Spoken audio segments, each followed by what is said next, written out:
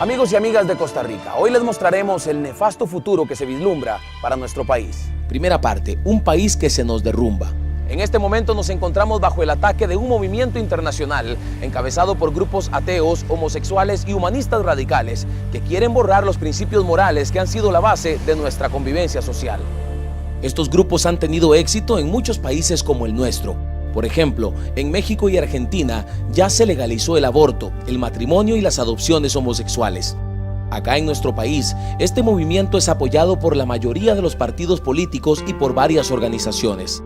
La Colectiva por el Derecho a Decidir, para señalar un caso, está promoviendo este calendario con alusiones directas y ofensivas a favor del aborto, la promiscuidad sexual y un Estado ateo. O el Centro de Investigación y Promoción para América Central en Derechos Humanos, CIPAC, organización que intervino en la elaboración de este manual para educadores que se enseña en las escuelas y colegios públicos y en el cual se le dice a los niños y las niñas que la homosexualidad es normal y que debe ser aceptada como tal. O la conocida Asociación Demográfica Costarricense, que ha desarrollado una campaña con los llamados MUPIs, rótulos publicitarios que incitan la promiscuidad sexual infantil y que mezclan perversamente la figura del condón con caricaturas de niños y niñas. Estos MUPIs han estado ubicados en 80 lugares diferentes de San José, en espacios públicos, y están dirigidos a niños y niñas. Es increíble que para esto sí hay recursos al por mayor. Pero ¿estas fuerzas internacionales con sus aliados locales están teniendo éxito en Costa Rica? Desafortunadamente sí. Veamos. Segunda parte, la vida y la familia en peligro. Fecundación in vitro. Hay no menos de 3 proyectos de ley en la Asamblea Legislativa para aprobar la fecundación in vitro bajo el disfraz de los derechos humanos. Y fueron presentados por los principales partidos políticos del país. Se trata de una técnica abortiva que atenta contra la vida. La tasa de desecho de embriones con su aplicación es de un 78%. Hablamos de la tenebrosa posibilidad del almacenamiento de embriones humanos, luego congelamiento como carne de ganado, luego comercialización, un TLC de embriones humanos. La Sala Constitucional prohibió su utilización hace 10 años porque esta técnica atenta contra la vida y contra nuestras leyes. Pero acá, las fuerzas políticas que lo impulsan querían darle trámite en tan solo 22 días. Pero la palabra de Dios dice claramente que la vida inicia en el momento de la concepción. Esto está en el Salmo 139, versos 13 y 16. Porque tú formaste mis entrañas, tú me hiciste en el vientre de mi madre.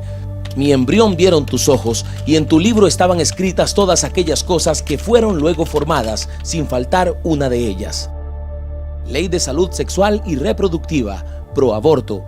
Los grupos proaborto están en plena campaña, con calendarios, lobby, pancartas, campañas, en fin, con todo.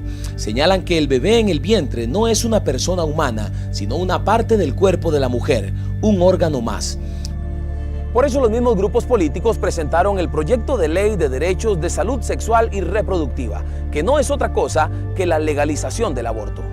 El proyecto pretende otorgar estos supuestos derechos tanto a mujeres como a niñas para abortar por cualquier razón, aun porque se sientan deprimidas con el embarazo. Incita a las relaciones sexuales desde muy temprana edad, sin importar la orientación sexual, y se abre la promiscuidad como un comportamiento natural. Autoriza el uso de la píldora del día siguiente o anticoncepción de emergencia cuando la mujer y la niña lo deseen. Pretende otorgar a los adolescentes la potestad de abortar, aún sin el consentimiento de sus padres. Es difícil decirlo, pero la legalización del asesinato médicamente asistido de niños y niñas está a las puertas en Costa Rica. Leyes de unión homosexual. Pero no solo la vida sufre ataques muy fuertes de todos estos grupos, también la familia.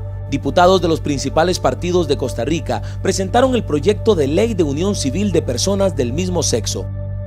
Esta iniciativa busca que las parejas homosexuales adquirieran derechos matrimoniales en todos los órdenes, bienes gananciales, pensiones, adopción de niños por parejas homosexuales, uso compartido de los servicios de la caja, permisos laborales, etc. Todo igual que el matrimonio normal. Luego presentaron el llamado proyecto de ley de sociedades de convivencia, la misma cosa con diferente ropa. La fuerza que tienen estas iniciativas hace que sea casi un hecho que lleguen a aprobarse en el corto plazo. Estos proyectos tienen la fuerza política, los recursos, la logística, los diputados, el apoyo internacional y el dinero necesario para que se conviertan en ley de la República. Leyes de penalización contra la discriminación. La mal llamada discriminación y su mezcla manipulada con los derechos humanos es una estrategia para legalizar y legitimar la homosexualidad y la promiscuidad como algo normal en la sociedad. Por eso, dos partidos políticos con representación parlamentaria han desarrollado dos proyectos de ley para prohibir la discriminación en relación con las llamadas preferencias sexuales. La idea está clara. Se busca convertir cualquier rechazo a la conducta homosexual en una forma de discriminación y penalizar cualquier rechazo con cárcel. En otros países, sobre la base de este tipo de normas, se han enjuiciado y encarcelado líderes morales y religiosos porque manifestaron su rechazo a la homosexualidad. Por ejemplo, si un ministro religioso predica en contra de la homosexualidad como una conducta no avalada por los principios cristianos, puede ser objeto de denuncia y cárcel. La persecución religiosa es inminente. Está a las puertas en nuestro país. Tercera parte, el Estado ateo. Mientras se derrumba nuestro país y la moral que le hemos imprimido por siglos, a muchos de nosotros ni les preocupa lo que pasa. Los mismos grupos interesados en dar un golpe de gracia propusieron un Estado laico. Se trata de un proyecto para sacar a Dios de la Constitución. Se trata de los mismos grupos internacionales y sus aliados domésticos.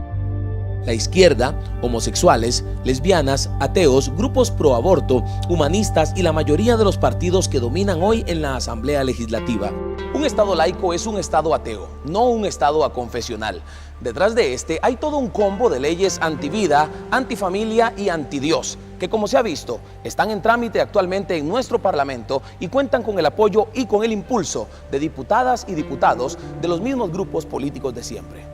Por su lado, la Iglesia Católica está negociando un concordato con el Estado costarricense, es decir, un convenio internacional con el Vaticano para garantizar sus derechos y prerrogativas. Una vez que el Vaticano alcance la firma que requiere, el Estado laico tiene vía libre para avanzar en la Asamblea Legislativa, tiene la fuerza y tiene los votos de la mayoría de los partidos. Y ya sin el retén confesional en el Estado, estos grupos van a darnos el golpe de gracia y van a pasar todas estas leyes en contra de la vida, la familia y los principios. Lo que viene con el Estado laico ateo es que las iglesias quedarán confinadas a sus templos. Salir a la calle a predicar sus credos podría generar problemas de lo que estos grupos llaman discriminación. Hablamos de la prohibición de la predicación en sitios públicos, instituciones estatales, colegios, universidades, hospitales, cárceles, estadios municipales y otros. Prohibición de utilizar recursos y bienes del Estado para propagar un credo religioso. Problemas con las frecuencias radiales y televisivas que son del Estado, lo cual podría golpear los medios de comunicación que propagan la fe. Cuarta parte, la voz en el desierto. Ante este panorama sombrío, una voz en el desierto se ha levantado para enfrentarse a este combo de la muerte. Restauración Nacional, desde su nacimiento, ha dado la pelea y ha denunciado públicamente todo este ataque a la idiosincrasia y la moral de la mayoría de los costarricenses. Allá en el año 2005, el gobierno de entonces pretendió dictar un reglamento de funcionamiento de iglesias que implicaba el cierre tácito de la inmensa mayoría de las iglesias cristianas, sobre todo las más pequeñas. Ante el hecho evidente de que el reglamento iba a salir a la luz pública, el diputado de Restauración Nacional, Carlos Avendaño, tuvo que realizar la protesta pacífica en el Monumento Nacional para parar ese reglamento, a pesar de los ataques y cuestionamientos que recibió de diferentes sectores. Fue necesario ir a una protesta en el Monumento Nacional porque, aparte de que habían 83 iglesias cerradas, 15 con notificación de cierre, el gobierno pretendía poner en vigencia un decreto que era desproporcionado, que era desmedido, un decreto que iba a poner en peligro el 85% de nuestras iglesias. Actualmente, el diputado Avendaño ha tenido que enfrentarse aguerridamente a estos proyectos, generando rechazo y ataques personales en su contra. Es de vital importancia que continuemos la lucha a favor de la familia, pero también que continuemos la lucha a favor de la niñez y muy principalmente de los no nacidos. Es necesario que continuemos la lucha para que no se permita tomar más licor a los conductores, trayendo lamentablemente tragedia, desgracia, muerte para muchos y muchas hermanas y hermanos costarricenses. Debemos continuar en esta lucha por la familia y por la vida. Con el concurso de la Alianza Evangélica Costarricense, desarrollamos un proyecto de ley de igualdad y libertad religiosa y de culto, con el cual pretendemos regular el funcionamiento de las iglesias cristianas y garantizar sus derechos más fundamentales. Pero los ataques no solo ocurren en el nivel de las leyes. En julio del 2011, la ministra de Salud saliente, doña María Luisa Ávila, justo antes de abandonar su puesto, dejó firmado un decreto que regula las colindancias de los templos y locales de culto. Con este decreto se generó el virtual cierre del 95% de las iglesias cristianas y las autoridades de salud empezaron a cerrar templos al por mayor. Nuevamente, Restauración Nacional junto con la Alianza Evangélica realizaron una intensa negociación deteniendo este nefasto decreto. Quinta parte, ¿qué podemos hacer? Pero una voz en el desierto no es suficiente. La verdad es que la fuerza de estos grupos antivida y antifamilia es mucho mayor y más poderosa. ¿Qué podemos hacer ante estas realidades? En primer lugar, debemos tener conciencia de lo que está pasando. Debemos verificar que las fuerzas partidarias que promueven todos estos proyectos y políticas son apoyados masivamente por el sector cristiano evangélico. Según una encuesta de Sid Gallup para el Diario Extra, la inmensa mayoría de cristianos evangélicos apoyan a los partidos políticos tradicionales. Y más sorprendente aún, en los partidos políticos con una ideología más enfrentada a los principios cristianos, el Movimiento Libertario y Acción Ciudadana, el porcentaje relativo de cristianos evangélicos es superior al de los católicos. Es decir, que son estos dos partidos políticos los que más fuerza electoral tienen en el sector cristiano. En segundo lugar, se debe orar. Debemos pedirle al Señor no solo discernimiento para nuestros corazones, sino también que nos mueva como país a no aprobar las leyes y desarrollar las políticas que ofenden su nombre.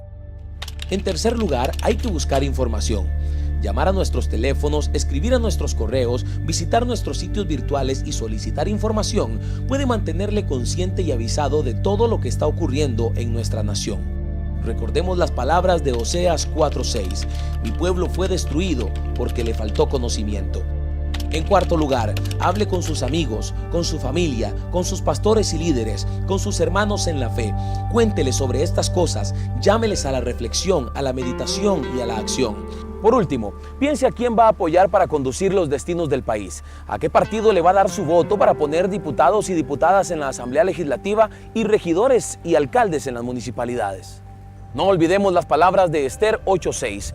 ¿Cómo podré permanecer tranquila viendo el gran mal que viene sobre mi pueblo? Ha llegado el momento de actuar, de defender los principios que usted defiende, de concientizar a otros, de empoderarnos como personas temerosas de Dios. Ha llegado el momento de tomar las riendas de nuestro país y marcar un rumbo de paz, misericordia, solidaridad y benignidad.